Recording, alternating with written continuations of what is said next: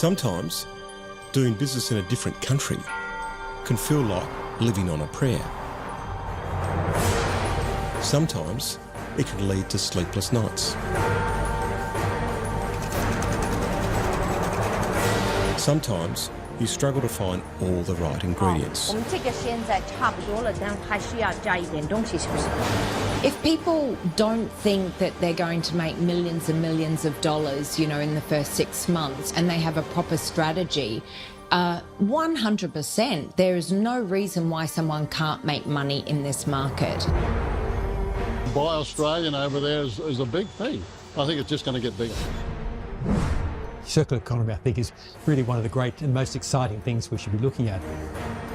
We all know, don't put all the eggs in one basket, and it's really a true philosophy. The most consistent message that I've given over the years has been put relationships before transaction. As long as you're prepared to give it a crack, in our terminology. It's a great expression. Give it a crack, get in there, roll your sleeves up. We want the two countries, we want the world, to be peaceful, no fight, no argument. Everybody should work together in the right way. This is The Big Picture. Hi, I'm Tim Harcourt, and you're watching The Big Picture.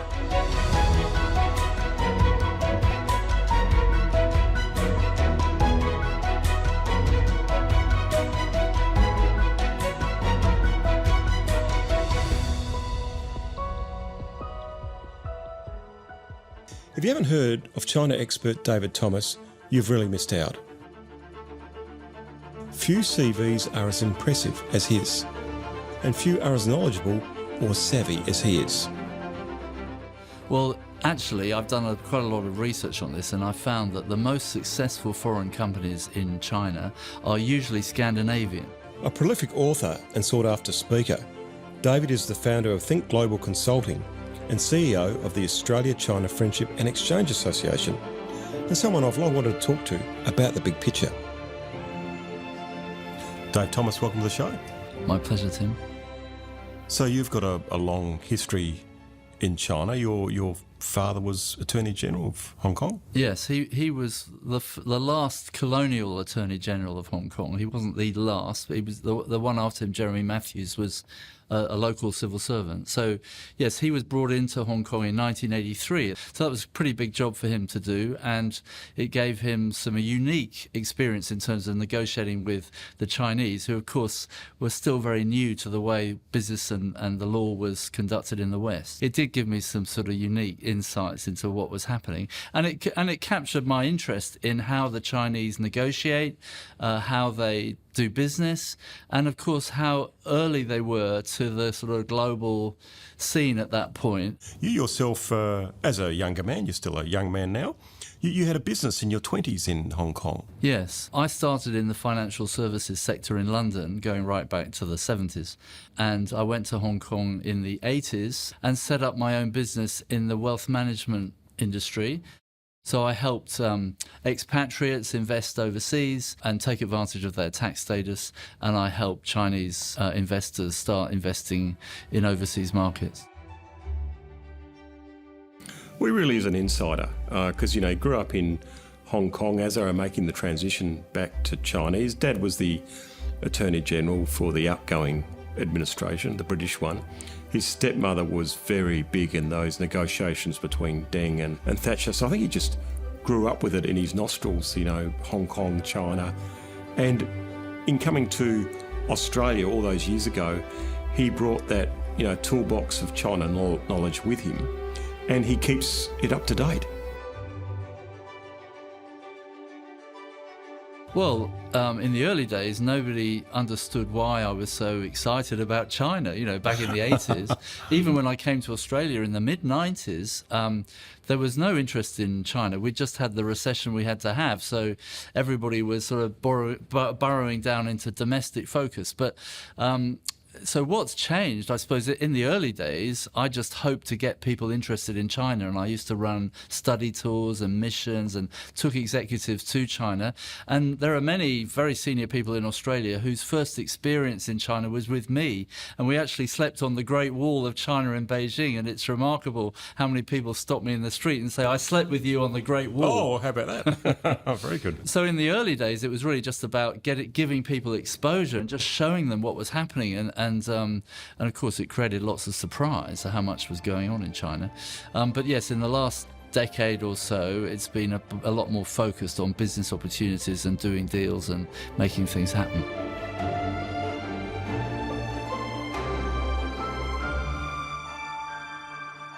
And is there a single piece of advice or principle that you taught businesses then and now that's sort of quite consistent despite all the developments in China? Yes, well, the most consistent message that I've given over the years has been put relationships before transactions.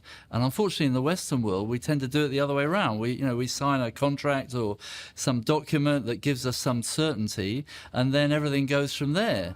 In Asia, and particularly in China, you build relationships first, and that's what gets you to deals. For me, that's been a really core reason why I've also been successful, is because the people I've met, I've invested that time into them to have meals with them and to get to know them as people. Over the course of this series, we're going to hear a lot more from Heidi Dugan. Hi, my name's Heidi. Hi, my name's Heidi. My name's Heidi. Heidi. But by way of introduction, this former actress has over 2 decades worth of experience living and working in China. Cooking is her passion, and she's turned it into a profitable business. $2 million in sales in just 90 minutes on live broadcast. Australian-born, Shanghai-based, Heidi is an expert on hospitality, food, and perhaps most importantly, succeeding in China. But creamy and rich soup all combined. Let's go for the tofu. So you advise a lot of Australian brands in China, particularly in the food industry. Yeah. What sort of advice do you give to them to make them become successful? I think for me, the big thing is commitment.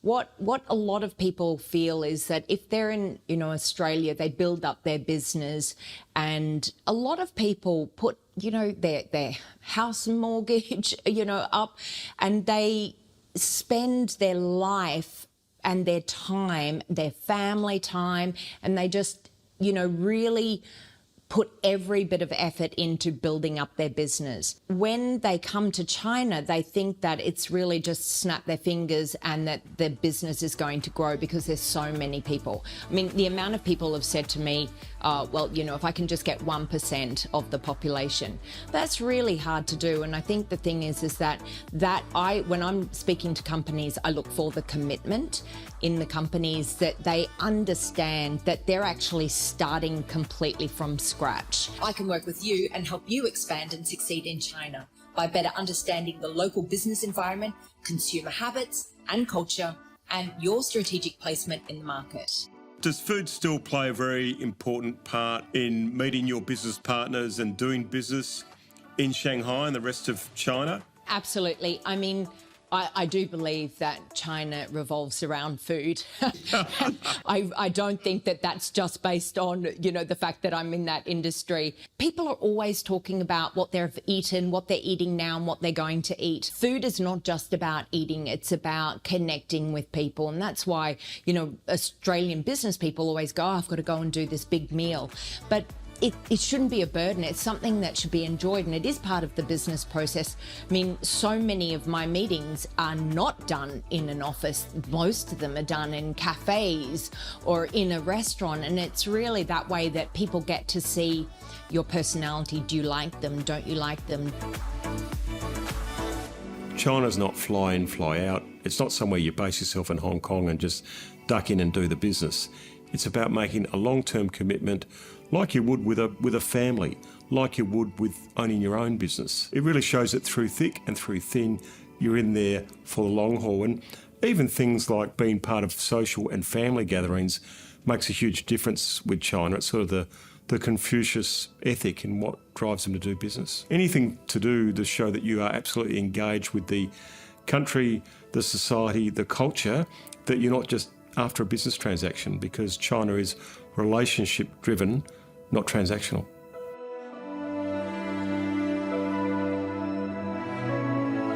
If you want to be taken seriously in China, you've got to make sure your chief executive and or chairman goes and lives in Shanghai and moves out of their mansion house in Mossman and lives on the 15th floor of a tower block in Shanghai.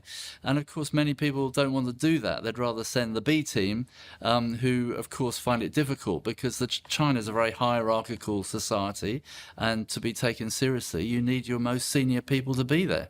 And when you're there, and if you're there yourself or if you have a head office there, is it best to hire local Chinese who have an MBA from Australia, or is it best to take an expat with you, or a combination? How does it work? Well, actually, I've done quite a lot of research on this, and I found that the most successful foreign companies in China are usually Scandinavian. Interesting. If you think about the Nokias and the Maersks and the IKEAs, they've been successful because they've localized their whole business in China. They've hired locals, they've relied on the locals to run the local operation, they've kept the head office people out or just providing technical advice or support, and they've empowered the locals to run it. And that seems to me to be the best model. In the sort of Western world, America, Britain, Australia, we tend to do it in a different way, and we tend to export our head office culture into their operation and basically tell them what to do. And of course, it goes without saying that that's a lot less successful. When I worked for Austrade, a lot of local engaged staff were Chinese locals from the local area who had MBAs from Australia and wanted to work for Australia when they went back. That seemed to work quite well. And it's perfect because they've had an experience of Australia. They've enjoyed in our lifestyle. They've studied at our universities, and they've taken their qualifications back to work with Australians in China, which is the perfect match.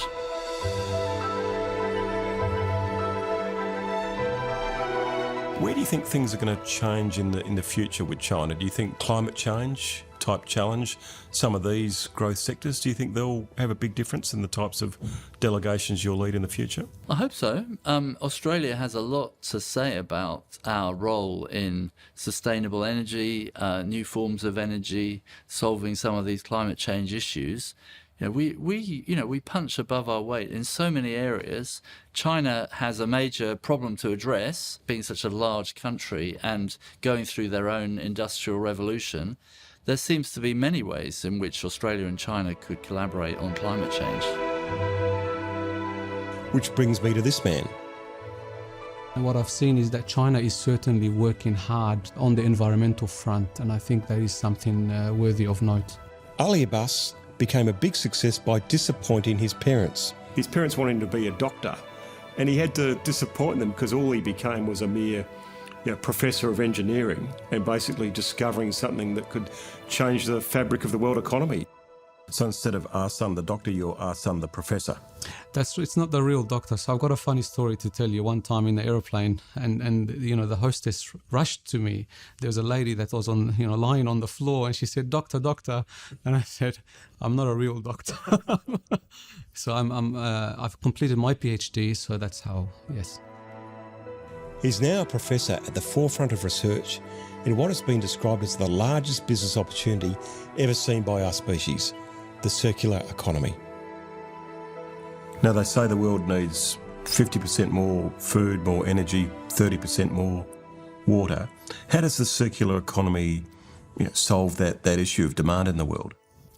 The circular economy is about designing out waste, a system that is holistic. It's a shift from the current unsustainable methods and approaches that currently the business as usual.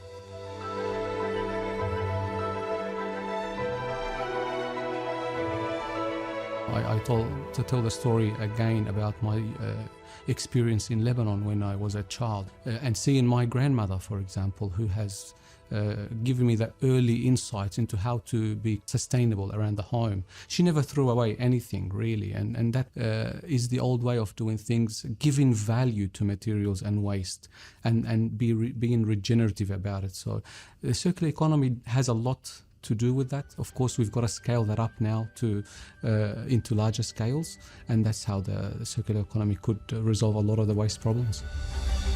Now, you're a very serious scientist and engineer, but some of the marketing people say the circular economy will be the biggest business opportunity in human history. It'll solve the food security crisis. Do you think there's a bit of hype in this, or do you think it's got this potential?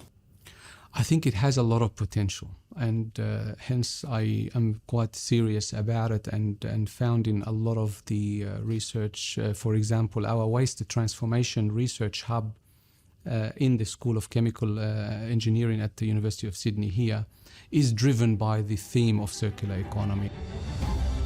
In this Western Sydney laboratory, research that could save the world begins with the humble maggot.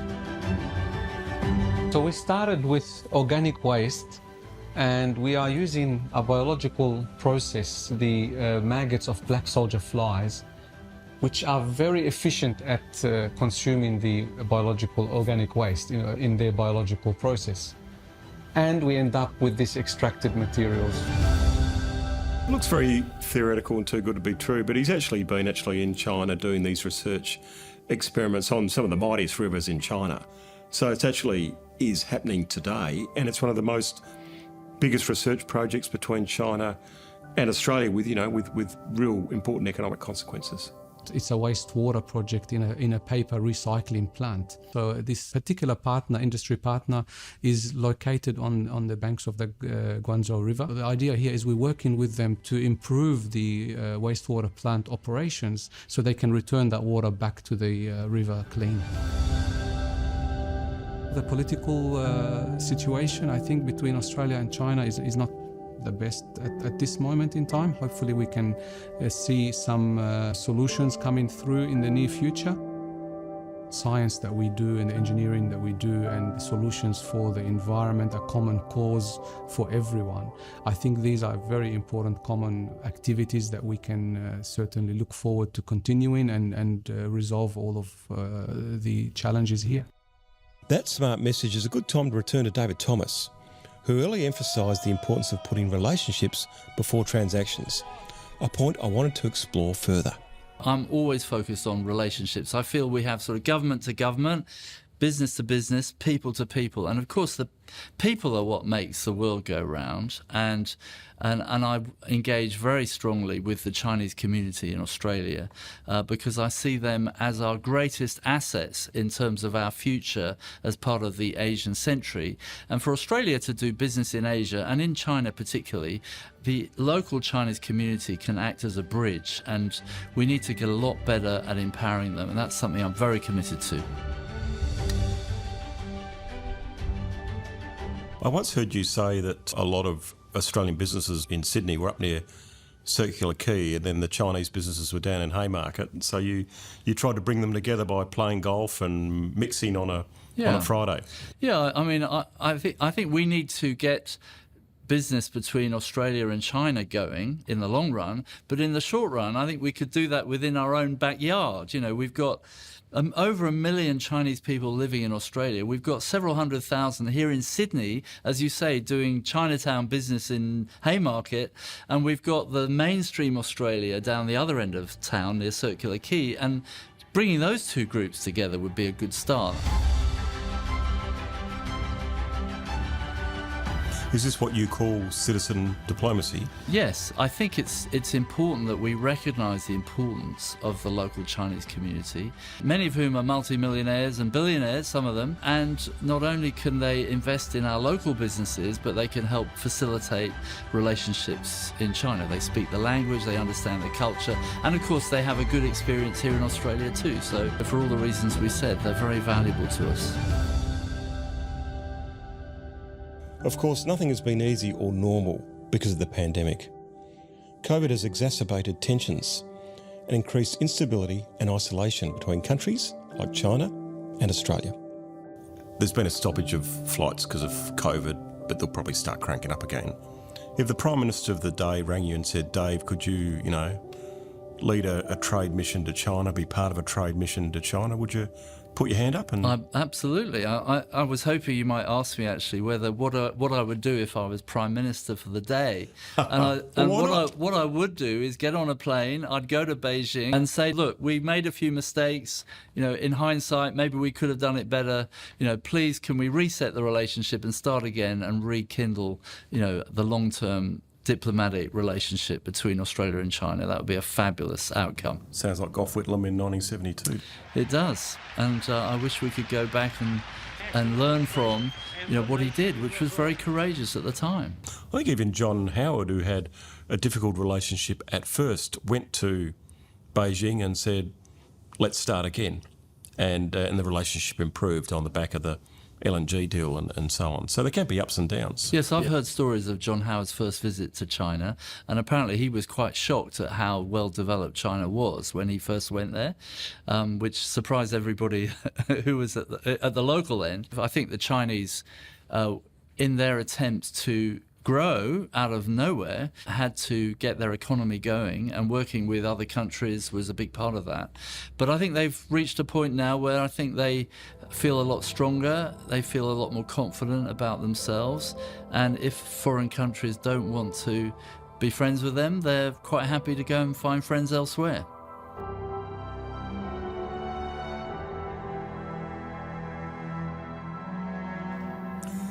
And finally, you've got quite a neat way of explaining how to navigate business in China. Can you explain that to me? Well, one of my favourite places in China is in Shanghai, in the Yew Gardens. And in the Yew Gardens, there's something called the Nine Bend Bridge, which is the bridge that takes you from the gardens to the fabulous 1,000-year-old tea house, where you can be rewarded with a beautiful cup of tea.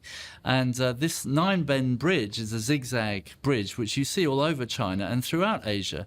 And people often say, why do they have the bends in the bridge? And the Chinese will tell you that they do because the evil spirits travel in straight lines. So to keep the spirits out of the tea house, you have the bendy bridge to make it difficult for them. Other people say that the reason for the bends is it causes you to slow down and take in the beautiful environment around you, the beautiful gardens, and to look down into the water at the colourful fish.